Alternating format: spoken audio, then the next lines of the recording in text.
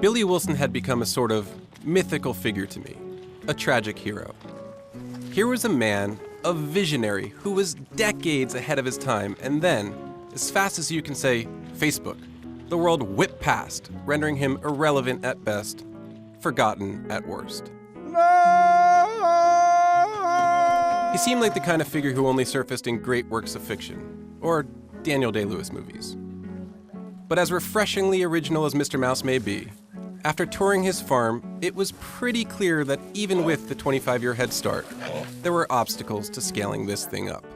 You got to hand it to him. I mean, look, he certainly was before all of us with creating an obstacle race, but as I was going to say, as nice as strange as he is,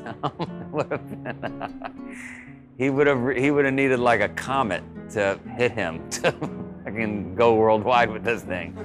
Oh, Jesus, what's that? Has he got a rabbit or a rodent? A rabbit. Get rabbit or rodent? Everything about Tough Guy flies in the face of professionalism. This is an example of the waiver you have to sign to run a Tough Mudder. And this is the Tough Guy death warrant. I confirm that if I should die, it is my own bloody fault for coming.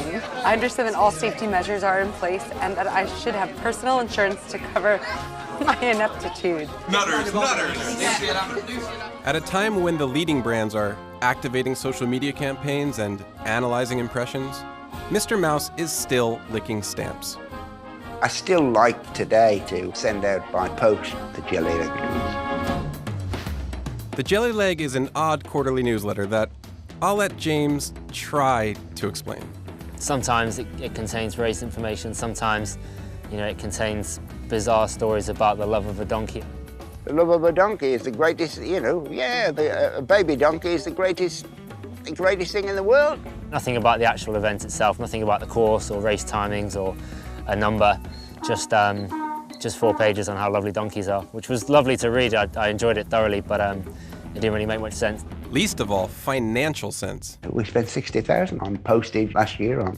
Nobody else in this world spends that money. They all use the free internet to convey their thoughts. And this right here might be part of the problem. Will Dean famously launched his empire off $8,000 of Facebook ads. And I can't help but wonder where Mr. Mouse would be had he invested any of that $60K in social media. And I'm not the only one who thinks so. Here's Rob Woolen, a member of the Special Forces, a motley crew of Tough Guy vets and volunteers who help build the course and marshal the events. I do think sometimes that the barrier to the success of Tough Guy is Mr. Mouse, okay? But I'm going to qualify that, and this has to stay in. You need to be that crazy to make this happen. If he was just a normal guy with a farm, he'd be growing cows and wheat and corn, He's not. He's off his tree. He's off his head. He's mad. Mr. Mouse is the most unique human being I've had the pleasure to stumble upon. That's quite an endorsement coming from this guy. I may have undersold him in the opening, but Ed is a self-proclaimed swashbuckler, semi-professional wrestler, stuntman, and the lead singer of a comedy band called Gay Bum. Mr. Mouse is Tough Guy. That sounds like just a really contrived kind of marketing statement, but none of this could be without him. He's a relic of a generation of badasses, and there's not enough of them. You never really get the sense Mr. Mouse is trying to sell you anything, and that's part of the charm. It feels non-commercial, defiantly so.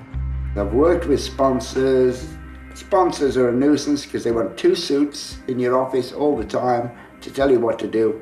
We don't want any of that. He could have made millions. I don't think he wants a lot of money. I think it's that idea of being remembered. Someone a bit unusual. Someone who could, make people think. He'd like to be a philosopher.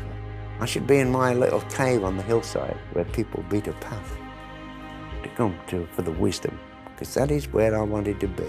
But for now, the killing fields will have to do. That's where he schools you.